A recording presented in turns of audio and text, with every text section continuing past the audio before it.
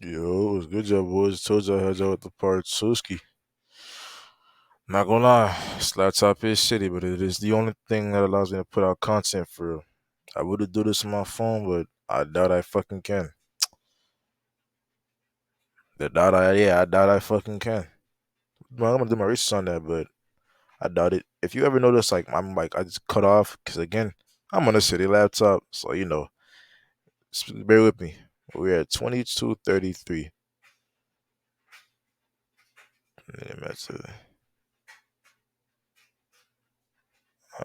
Damn. Alright.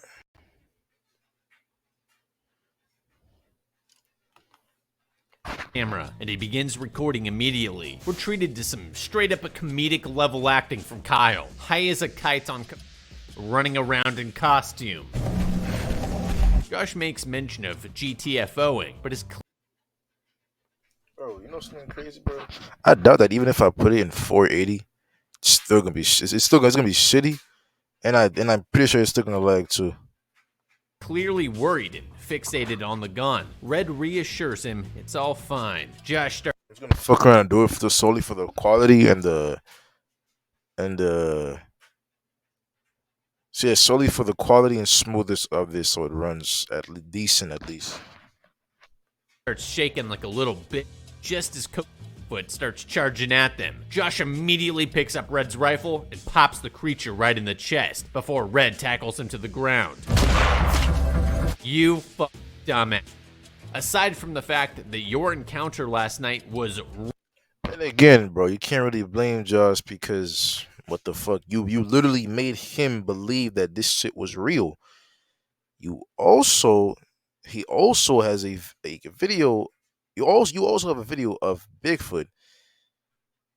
Then again, there are a lot of ways this could go on either side. I'm not gonna lie.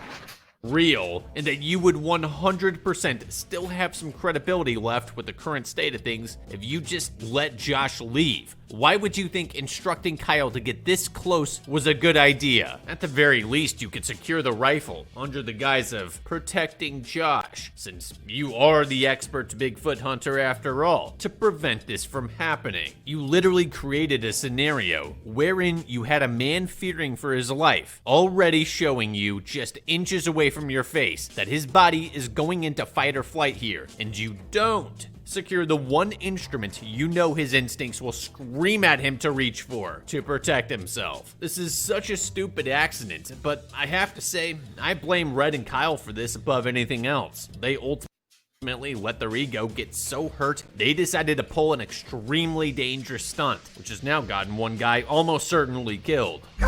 Red makes Certainly, pretty sure he is. I'm pretty sure he's gonna die like very soon. That's a double barrel shotgun up close. Depending on if he pulled both triggers. Like there's one, there's two. I'm pretty sure my boy right here is a gunner. I ain't gonna lie. it over to Who knows? Kyle, who claims he wasn't buying it, so he came closer. Reality sets in for Josh, who decides to drop the rifle, just as an enraged Red picks it up and nearly instantly revenge kills him, before deciding to rifle butt him into unconsciousness instead. Okay, a few things here. Red, you are responsible for this situation, and you failed to secure the weapon that killed your guy. You're sober. You're clearly the more mature one between you two. This is on you. And Josh, you just had the ultimate confirmation that these guys had been dicking you around since the start. As far as he currently knows, this could also have been the thing that scared them to death last night at this point. There's an endless list of things that I could point out here as to why you should believe that Red isn't your friend. But my point here is, don't drop the gun. There's another round in there. Point it straight at Red and slowly back away so he's not within grabbing range. That way, if he decides to charge you, you can drop his head. You wouldn't have a hard time. I'm not gonna lie. That is true.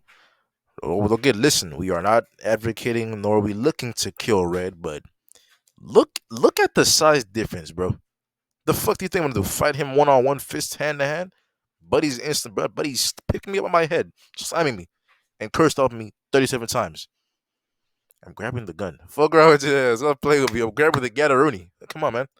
I'm explaining this situation to the cops. The situation's fairly self-explanatory. Plus, you have most of this incident caught on camera. The cops would have zero issues with believing Red lost his shit after the accident and tried to murder you, forcing you to go for the double kill. However, if he decides to back off, being held at gunpoint and all, you can at the very least keep him away. Get help and make sure you get some witnesses and the cops out here ASAP to prevent any escalations, either direction. Instead, Try to pause like crazy, but why the fuck am I lagging if I'm right next to my goddamn box?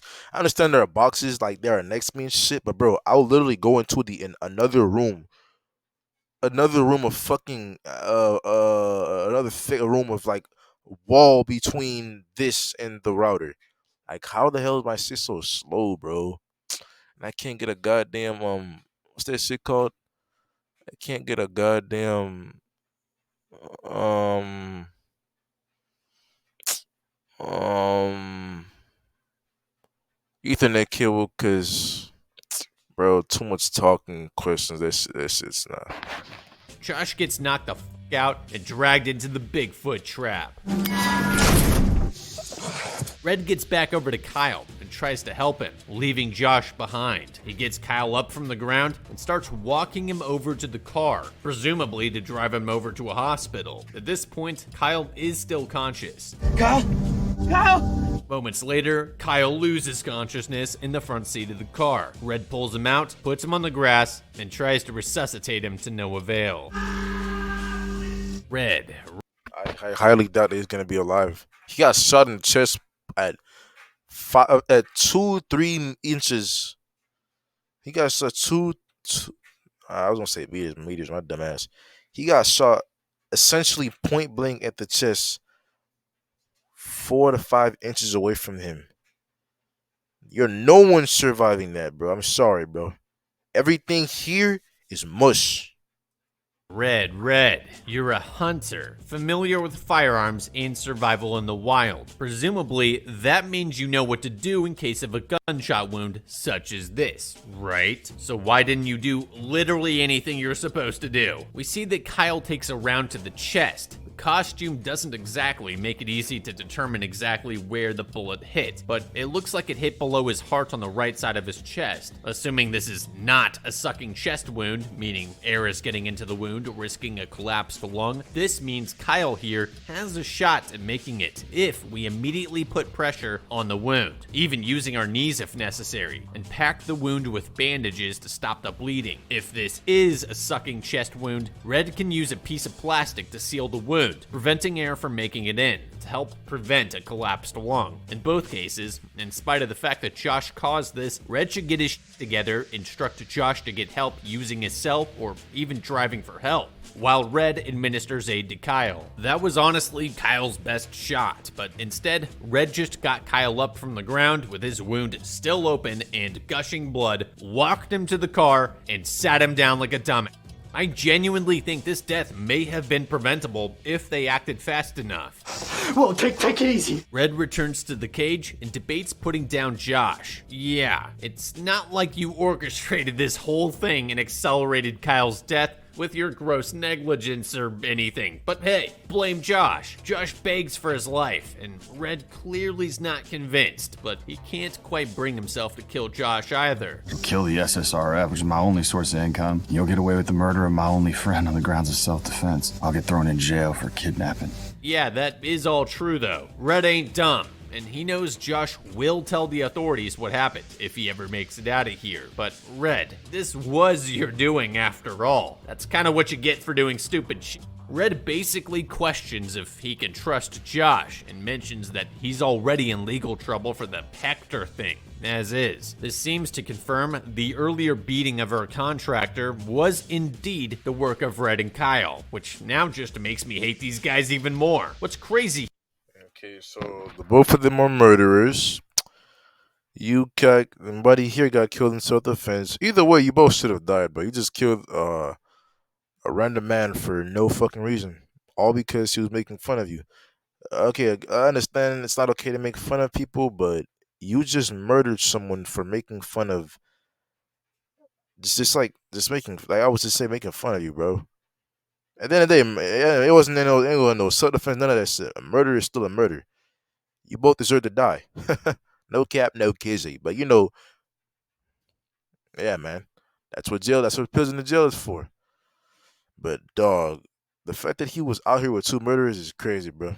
Here is that they know the Squatch is real, and they still choose to do stupid shit like that calls into question their entire operation. People will realize I'm missing. Josh points out that people are gonna come looking for him, but as Red points out, they know where his cabin is, not the campsite. He'd be a goner before help ever gets to him, and Red would certainly have plenty of opportunities to hide both murders. Now, the benefit of the doubt here is that you can play off that you did in fact make contact with your wife, and that you could lie to Red, saying that you explicitly told her that you feared for your life around these two, and that in the event of you turning up missing, you instructed her to immediately stick the cops on Red. Now, there's a decent chance we're gonna just increase his will to want to off us altogether, but let's be honest, the dude is way too calm and collected not to already be debating that right here and now. At least giving him a legitimate reason as to why all signs will immediately point to him will 100% cause him to rethink things. What's a perfect outcome look like for you?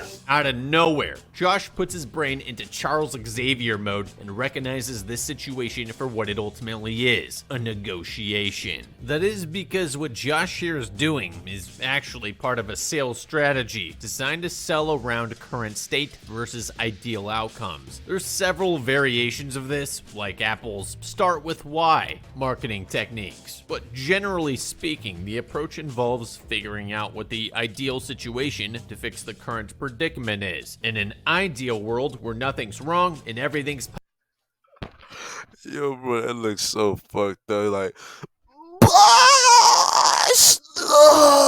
like, oh my god, bro, this shit was hilarious, dog.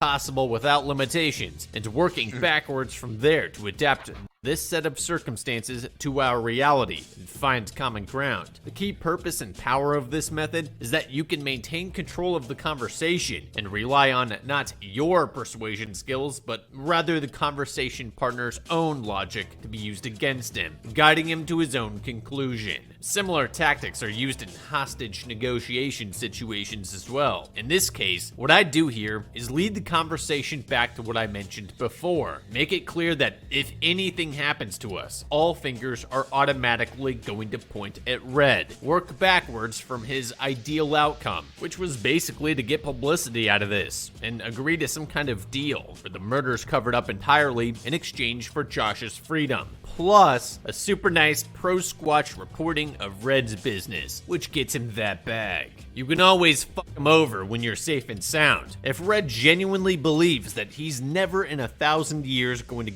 get away with killing us, this will literally be an offer he can't refuse. Deal. They ultimately agree to let Josh use the footage of him shooting Kyle as some kind of movie-like encounter, with Red getting his desired publicity and dub it a win-win. Now, considering Josh would realistically be able to prove that he legitimately believed he was in mortal danger, this may be deemed self-defense. However, I can easily see a decent lawyer spin this Whoa. I ain't know Megatron was in this bitch. Hold on. tale the other way, meaning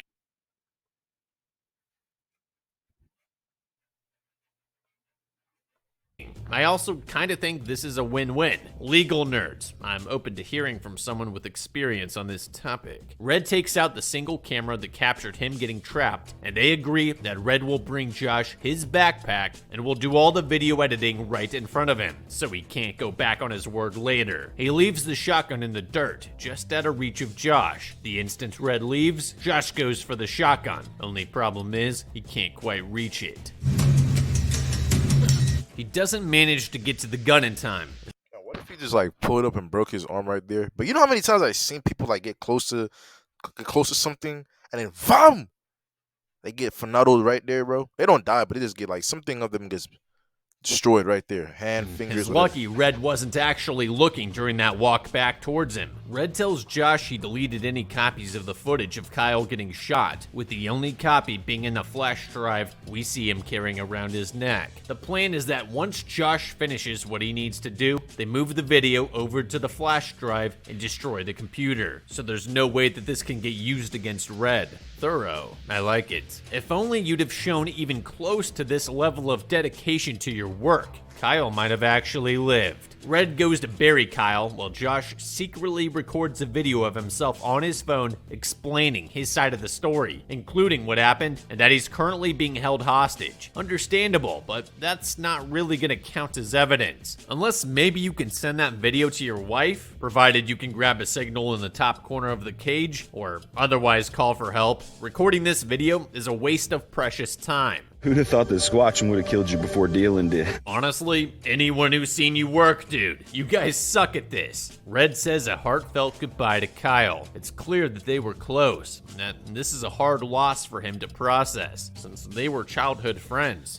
Signal. Josh remembers that he has a chance to grab a signal near the roof of the trap, and tries to get some bars so he can call for help. To his surprise, he manages to get a signal and gets through to 911, informing them of his predicament just as he realizes the call dropped at some point throughout his sentence, and that Red is now staring straight at him. It goes about how you'd expect.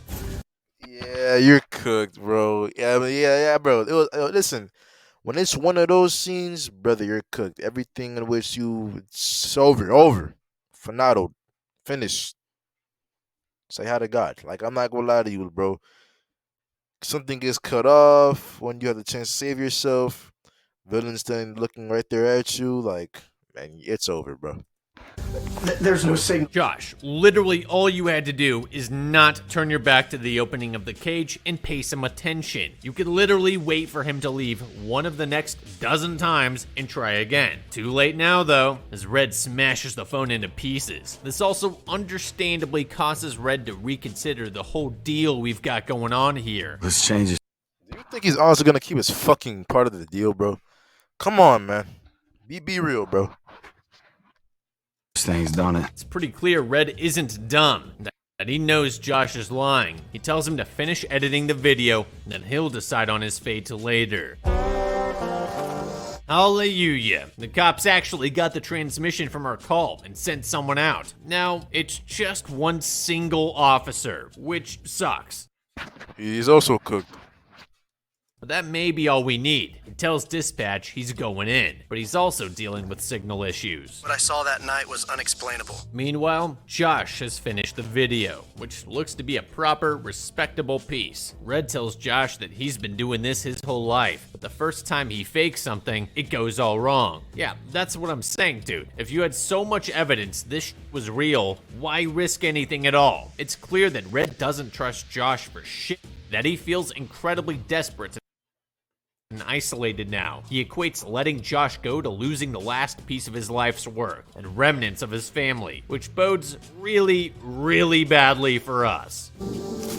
Red's about to give in to his demons and turns himself into a whole nother bear altogether as Josh tries to talk him out of it. This especially sucks because we saw earlier that Red really put in hard work to stay clean, that he was doing so successfully. Losing Kyle is making him fall off the wagon here. Red goes full Leo DiCaprio. He goes off wandering into the woods telling Josh he's gonna go think straight, whatever the fuck that means. At the very least, Red appears to be willing to find a way out of this.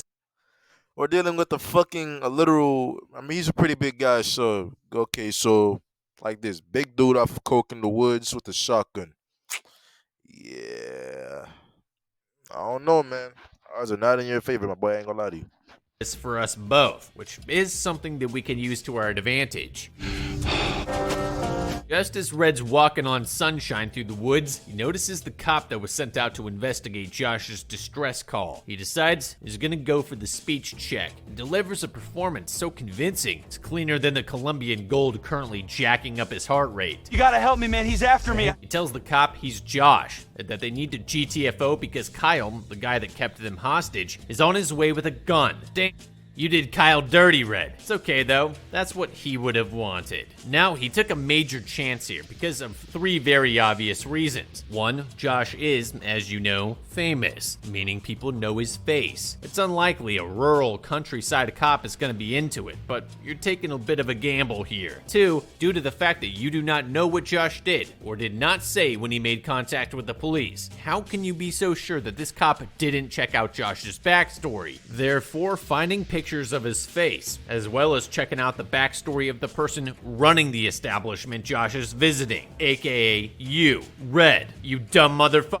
3, he literally told us in the cage about the cops questioning him about Hector's case, meaning they know who he is. I told you, I'm Josh. Red Wilson! And there you go. Busted. I mean, you can't blame Red here. He's all kinds of fucked up on that sweet, sweet happy powder. Hands where I can see him! Knowing when he's beat, Red gets cuffed and is forced to lead the cop to the cage. He tells the cop that he made the 911 call before the cop gets Red to kneel and removes the key from him. He realizes he needs backup, unlike most cops we see on the channel. Josh tells him the About 0.5 seconds. Officer Peter Williamson is about to get his head blown off. Yo, just wait and see, bro. Wait and see, bro. This happens every time, bro. roof of the cage gets a signal, so the cop orders Red to stay put and goes to climb up to call in backup, leaving Red next to his rifle. Now, initially, the camera doesn't show us. However, the cop would 100% just see the rifle leaning against the cool over there clear as day. Taking that rifle's the obvious play before doing anything else. But for some reason, the cop just throws all his tactical training right out the window. For the entire nearly 30 seconds that he spends making his way up on top of the cage, neither he nor Josh are even looking at Red. They're literally looking around him, like they're corrupt cops looking the other way while they take a bribe, resulting in this lovely encounter. No!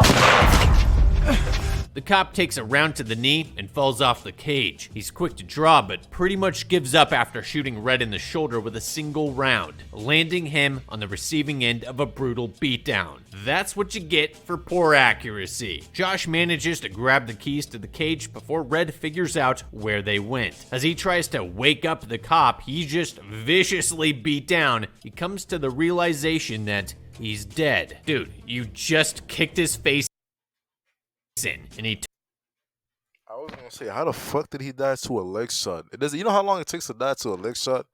Depending on where it is, it can take a couple minutes. A couple minutes. Like depending on where it is, you can die 5-10 minutes to like 35, 15, something like that. If not get treated, I'm not so sure. I'm not a doctor. Relax. Also, hold on. Josh manages to grab the keys to the cage before Red, what you get for pound, landing him draw, but pretty much gives up after shooting Red in the shoulder with a single round, landing him on the receiving end of a brutal beatdown. Yeah. That's what you just will be okay. Besides, you're all pretty sure you should damage. While you can absolutely die if hit kicked his face in, and he took some fall damage. While you can absolutely die if hit in the face hard enough, I'm pretty sure you should just administer CPR here and he'll be okay. Besides, you're all cooked up. How do you even know he truly doesn't have a pulse? Not that it matters. We saw from Red's god-awful combat first aid skills earlier that he's almost as useless as Nana in No Way Up when it comes to dealing with injuries, which means our boy in blue is a goner. Josh debates sneaking out with the keys while Red is fixated on powdering his nose some more. Yeah, dude, that's just what this situation needs. More coke.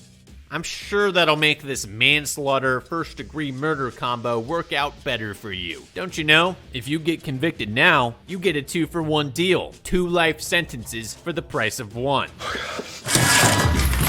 Just as Red becomes self-aware as to how deep he's just dug himself in, Josh seizes the opportunity and takes off running. You see how fast he's running? Oh my god, bro. I'm zooming the fuck up out of there. But it doesn't matter because bro has a double barrel shotgun, he shoots me in the leg or anywhere in my body, I'm fucked. That shit will take a really good chunk of flesh. Not even good, a huge chunk of flesh off of you, bro. Like I'm talking about, you'll be, bro. Oh my god, bro. That's crazy for a big dude. He can run pretty fast. That's a new one. Not gonna lie to you. Running. I honestly think this isn't the worst idea. You're clearly going to be much faster than the significantly heavier Red. His heart rate's already jacked up due to the drug, and his gun is a double barrel. If you keep moving and stay in a path covered in trees, he's likely not going to be able to hit you because you're moving too much, and he's not going to be able to reload while moving as easily. All the while, you're just creating distance between yourselves. Never mind. Red runs Josh down like No. Hold on. between yourselves. Never mind. Never mind. Yeah, whatever. Yeah, this one is funny. Red bro. runs Josh down like it's nothing. Even if he hadn't tripped over exposed roots like a cliche horror movie protagonist, it honestly looked like Red had him no matter what. Josh delivers a nasty right hook to Red's cranial, and they wrestle for control over the gun. Josh manages to get another hit in and takes off running again, successfully dodging Red's 2 shots before he hides behind a tree? Dude, you can hear him huffing and puffing. My guess is that means you can still outlast him in a distance run. And you now know he's gonna be reloading. Stop cowering and run, you moron. Josh, I can't hear you running. So you must be hiding. As the hunter is quick to realize, Josh isn't running, he's hiding, which is super dumb because you can hear him reloading. You can hear he's out of breath. Considering he's giving away his position the whole time, you also know that If he was smart, he could have faked the reload and really did Josh right there. But you know, again, he's eye out the Colombian nose powder.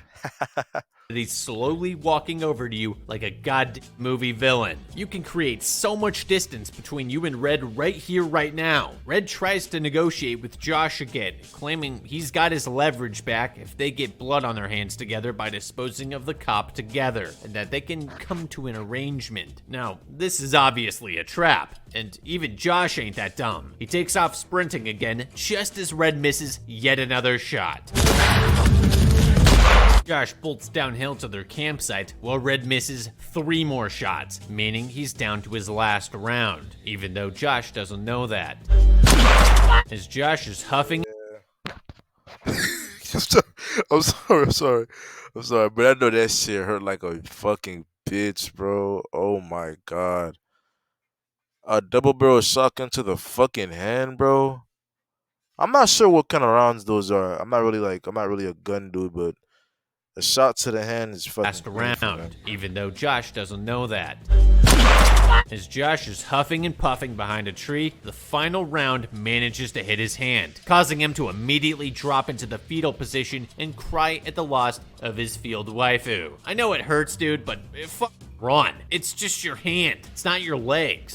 If it was your leg, you'd be you're definitely fucked, but it's just your hand, bro. You still have a fighting chance here. The cherry on top here is that if you Yeah, would you have continue adrenaline, bro? running Come on, now, he'd be out of ammo. Josh hands Red his keys and pleads for his life yet again. But not to worry, Red has a plan. Red makes Josh get his hands dirty with the bodies as he complains of dehydration. Buddy, I hope you get that he's not too concerned about your well-being. We get to hear that Josh doesn't really like how he got into his line of work, which Red judges him for anyway. I mean, it's not like you're one to talk. He orders Josh to move Kyle's body and gets mad when Josh complains some more. Maybe you shouldn't have shot him. Or maybe you shouldn't have orchestrated this stupid plan. They rearrange Kyle and the cops' bodies next to each other, and Red fabricates a storyline involving these two killing each other, saying they can say the 911 call was made under duress by Josh. Now, not to spoil your illusions or anything, Red, but forensics will quickly point out the cop's cause of death, as well as the fact that both the cop and Kyle were shot with your rifle. Which reminds me, how do you plan to explain the gunshot wound in your arm that the cop's gun clearly delivered? This just doesn't make any sense, and investigators would poke holes in your story so quick you'd still not have sobered up from your fueled murder bender. Also, since you've given him plenty of incentive now to want to sell you out, trying to murder him and all that, what makes you think Josh won't do so when the cops can guarantee his safety later? But all that doesn't matter, because Josh gets locked up again, Why? Red found another shell. Yeah, because he couldn't have just murdered him with his bare hands if he wanted to. Right. 6 hours before my pawpaw died of a heart attack, he made me a Bigfoot t-shirt with his own 2 hands. His heart gave out that evening, and suddenly that shirt became my most prized possession. I got to school, the kids started bullying me, but it got a lot worse on account of that shirt. They started calling me Bigfoot Fat. Red sits Josh down for one final campfire story and tells him he's going to love the ending. Red tells us about his messed up childhood, how he and his grandpa's shared bonding over Bigfoot was an important part of who he was, how he lost his grandpa, and how his father abused him for his belief in the Squatch, along with all the kids in class. He tells us Kyle was the only one that ever believed in him, and that they partnered up to prove everyone wrong. And it's an all-around inspiring tale of brotherly love. Red realizes his career is over, that he's lost everything now, telling Josh he's lost control of the situation. Yeah, no shit. He prepares to shoot Josh, telling them that he's gonna be found in that cage along with the evidence of him shooting Kyle, before suddenly Kurt Cobaining himself instead. Jesus Christ. Okay, so he plans to just let us starve to death here, basically. You wanna know why that's dumb as shit, Red? This cop... Say, like, what about the cop? I mean, technically, he deserved it because, again, he's a murderer. But also, hey, he's killed 2 people now, so, you know what I'm saying? This is redemption, low key. I'm not gonna lie. Yeah, yes and no, yeah.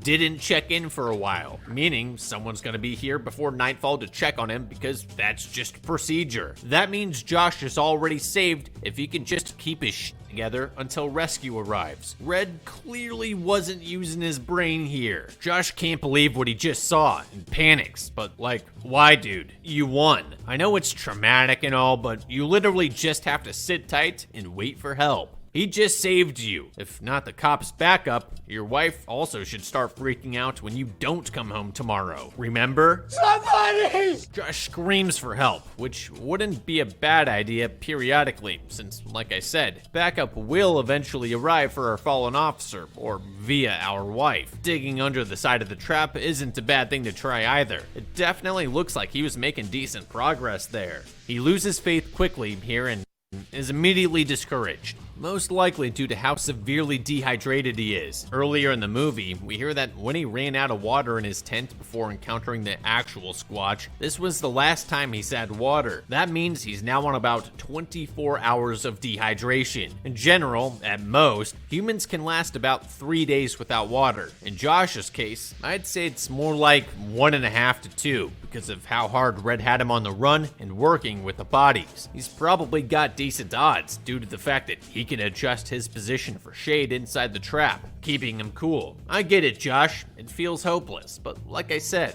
help will come. Just do your best to stay calm and you're getting out of this.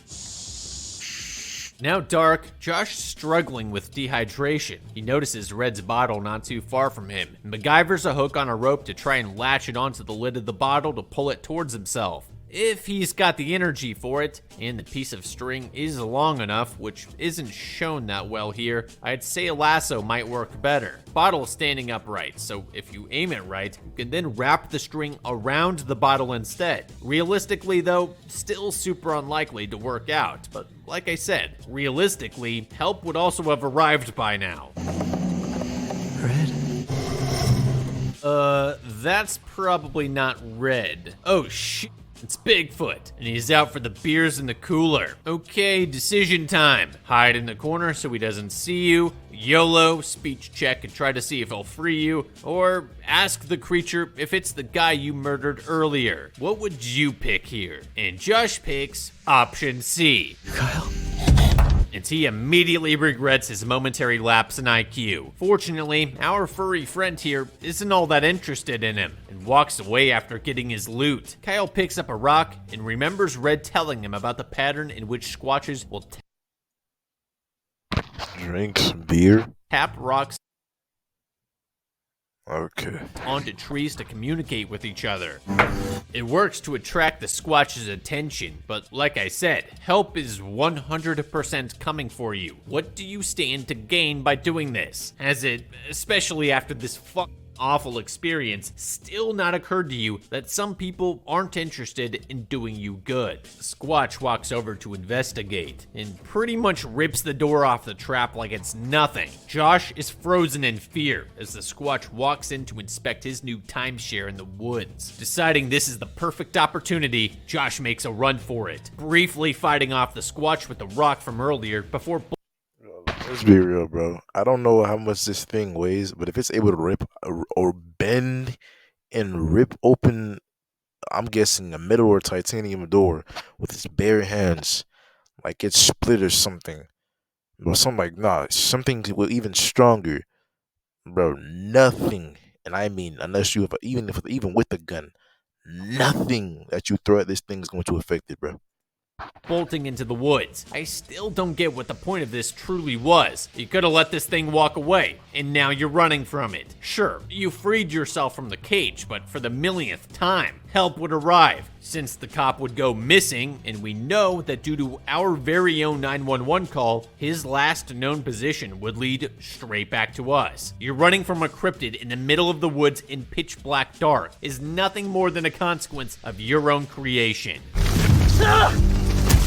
Josh falls into a burrow, just like Red said earlier. Bigfoot sleeps in burrows. Meaning you've just tumbled into this thing's home. Great. In the burrow, he finds human remains, as well as a hat that belonged to Hector, and a flashlight. Ooh, so Hector did get taken out by the Squatch after all. I guess that means they either didn't mess with him at all, or maybe they did, but they weren't the reason he went missing? Very confusing. I don't even know myself. We see one thing which could be useful, a femur. Now, we're not gonna have time to turn it into one of our trusty femur daggers, but it can still serve as a blunt weapon along with the rock from earlier. If we really want again to opt for the low IQ playthrough here, and we're forced to fight a mythological monster, it's better than bare knuckle brawling. The Squatch approaches the burrow, and you're literally giving away your position with the flashlight, Josh. Why on earth would you not turn that thing off once you got your bearings and climbed up without literally beaming your position away? Dumb. He manages to get out of the burrow just in time and sprints toward the truck with Bigfoot in pursuit. He chooses the horror movie cliche hiding spot again, under the car. By some miracle of baby Jesus, the Squatch doesn't figure out where Josh is hiding, and he lives to see another day. The next morning, Josh returns to the trap and gets his shit before retrieving the keys to Red's truck and GTFOing. We see the cop's vehicle still standing there, with somehow no backup ever having shown up, because the guy's colleagues must just hate him or something. I can honestly say I believe him. Back at his office, Josh's boss, Mr. Vapes-A-Lot, criticizes the footage as not being clickable enough, showing zero to give about his star employee nearly being murdered for his bonus, reminding us all that corporations don't give two shits about you. Josh doubles down on his efforts and shows the first semblance of character development in this entire movie, challenging his boss on releasing this video as is. The bet? 500k views or gives up his job. Good luck, Josh. 500k views is gonna be hard once this video gets demonetized and shadow banned for 2 murders and a self-delete. 50,000 views in 1 week is considered a huge flop. As expected, the video flops, thanks to YouTube. And Josh starts to realize he's now in Red's shoes, with nobody, including his wife, believing his story about the Squatch encounter. There's a line with this stuff. Josh is given a second chance in exchange for some free videos, but he can't go through with humiliating the Flat Earth lady again. He decides this isn't what he wants from life. Decides to carry on Red's legacy of proving Bigfoot's existence instead. What about our life here? I'm going to Red's cabin.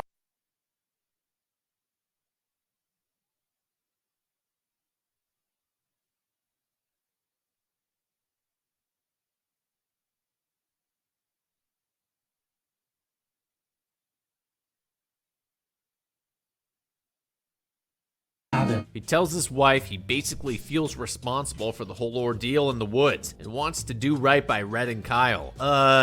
Dude, your wife's right. They tried to kill you, clearly were out for their own self-interest, and literally left you in that cage to rot and die of dehydration. I think what you're feeling here is a serious case of survivor's guilt, and that instead of going on some soul-searching exploration journey, your wife should force your ass to some much-needed therapy instead, so you can talk about that incredibly fucked up experience with a professional who's used to hearing weird shit. The movie ends with Josh arriving at Red's cabin, wearing the tie-dye squat shirt Red made, ready to carry on his legacy. In the end, of our original 4 characters, only Josh survived. Kyle's death could have been prevented if Red secured his firearm, or if Kyle stuck to the plan and kept his distance, or if Kyle didn't do right before he suited up, or if Red actually treated his wound properly rather than leaving it untreated, or all of the above, really. The cop would have easily made it had he or Josh not been complete morons, secured his rifle, or at least actually kept their eyes on the guy who was responsible for all of this. This would have prevented the cop getting shot, preventing this BS altogether. This would have also prevented Red's demise there. Whether he decides to self-delete later down the line in prison is another story though. However, let's not forget the first and foremost. If Red and Kyle never attempted such a dumb plan to begin with, none of this would have happened. For this incredibly long list of reasons, I think the Bigfoot trap was beaten. Moral of the story, never delete yourself for a job that would literally sacrifice you to Bigfoot for profit. W never explains.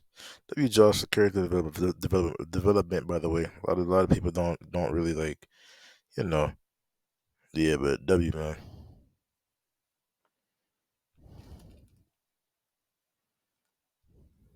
This nigga put W. This nigga put Bigfoot with internet access. That's funny, man. A lot of people on the internet, they're cool. Yeah. But yeah, bro. Yeah, boy. That was part 2. We catch y'all tomorrow.